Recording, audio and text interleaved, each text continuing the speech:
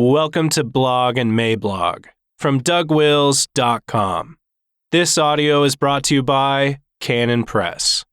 Before we get into today's No Quarter November post, I wanted to mention a book to you titled Fidelity: How to Be a One-Woman Man. Sadly, pornography and sexual infidelity can be found in the church. Just because Christians hold to a higher standard of sexual integrity does not mean that young men always possess self-control, especially with the internet ready at their fingertips. Often, leaders are tempted to sort of gloss over sexual issues, but Doug uses clear language to confront specific sins with specific solutions. You can get Fidelity: How to Be a One-Woman Man by Doug at canonpress.com.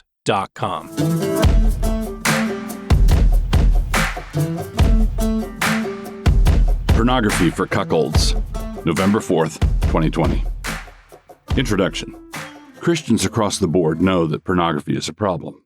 The only Christians who don't know this are that special class of Christians called non-Christians. They are the ones who yammer on about things like ethically sourced porn, and we need not take them seriously. They already have their reward, which was, they assure us, ethically sourced. But regular Christians, the kind who go to heaven when they die, know that pornography is both a personal problem for many and a cultural problem for all. That said, there is still a much bigger problem out there, and it is found in the fact that we tend to misidentify the nature of the problem. You can take a really big problem and then make it huge through misdiagnosis, which is what we are occupied in doing. We know that things are bad out there, but we don't know how bad, and we don't know how much worse it is going to get because of our refusal to consider the problem with open eyes. The deeper problem. So what do we think is the problem, and what is the nature of the actual problem? We think the problem is lust, which is true enough, but only as far as that goes. Whoever looks on a woman to lust after her, etc., Matthew 5:28. But it is not simply lust. The problem is that modern pornography trains men to be cuckolds and deadens their God-given ability to be possessive and jealous, and that means that they're being trained to be permanent objects of derision and to accept their appointed lot. I say objects of derision, and this is what I mean. When a husband strays, all the women in her life sympathize with the wife. But when a wife strays, all the other men think it is funny. Look at the calendar. The reason I need to address this here in November is because discussions of pornography among Christians are discussions that have been sanitized, which is quite a different word than sanctified. I do not mean sanitized in accordance with sexual expressions, but rather sanitized with regard to the broader dictates of a widely accepted feminism. Our discussions have all been curated and cleared by the egalitarian censors, which means that our discussions are doing very little good and a whole lot of harm. In older forms of soft, quote-unquote, porn, think pinup girls, there was a straightforward problem for Christian men. There was a picture of a beautiful woman, and that woman was not your wife. You should not desire her, or covet her, or lust after her. Thus far, the plain scriptures. And it seems incredible to us today that a Christian man back in the day could have been stumbled by that picture painted on the front of his grandfather's B-17 in World War II, but there you go. But fast forward, we refer today to hardcore pornography, by which we mean video of people having sex, live action of couples copulating. And because we are approaching this thoughtlessly, we think that it is the same thing as the B-17 problem, only way more of it. We think that risque on the left and hardcore on the right are the settings on the same dimmer switch. But no, the nature of the problem has been completely changed, and the magnitude of the change has almost entirely escaped our notice. Gamma males. We are accustomed to refer to alpha males and beta males. I would submit that our current forms of pornography are creating a limp new category, the gamma male. This is the poor enervated sap who is shaped and molded and catechized by watching this stuff. How so? I'm going to use a metaphor here that will get some of our trollless sisters going, but that is actually no great achievement. They can just deal with it. Actually, no, they won't be able to deal with it until somebody steps in to help them with their reading comprehension skills. But if I say any more on this point, I will have listened to that siren call to qualify.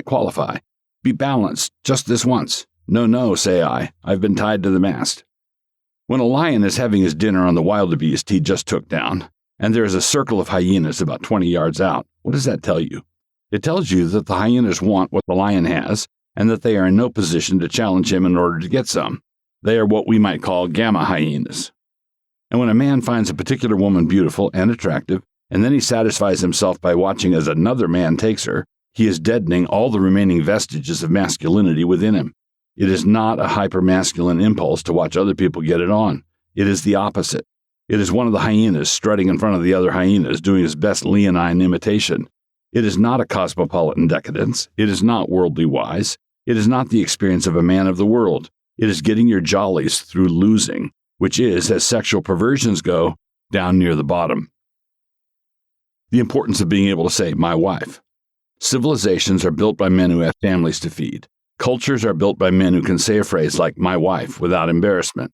Men who have been trained in real masculinity are jealous and protective of their wives.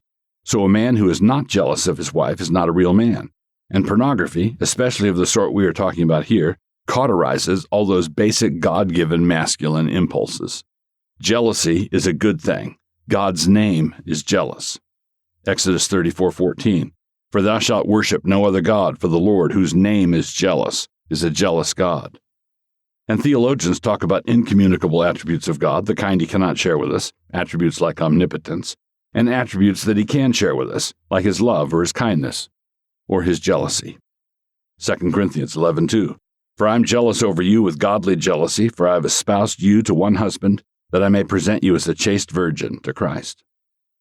A man who is devoted to one woman will be jealous. He will be unwilling to share her, and for his part, he will be devoted to her alone. As I said, this kind of man with this kind of sexual focus is the kind of man who builds civilizations. A man who is willing to share sexually is a man who has nothing but contempt for the women he is sharing with another man or with other men. This is the logic of the man who resorts to prostitutes. And as Scripture tells us, he wastes his substance. He doesn't build cultures, he creates economic craters. Proverbs 29:3. Whoso loveth wisdom rejoiceth his father, but he that keepeth company with harlots spendeth his substance. So a man in bondage to such pornography is almost certainly lying to himself. Yes, he says he has a problem. He is highly sexed. He has more desires than other men. The testosterone is just sloshing around inside him. He is ahead of all those other men, and there are always unique problems that such manly men have. In reality, he's just a mangy hyena with a hidden stash of wildebeests getting eaten by lions on his computer.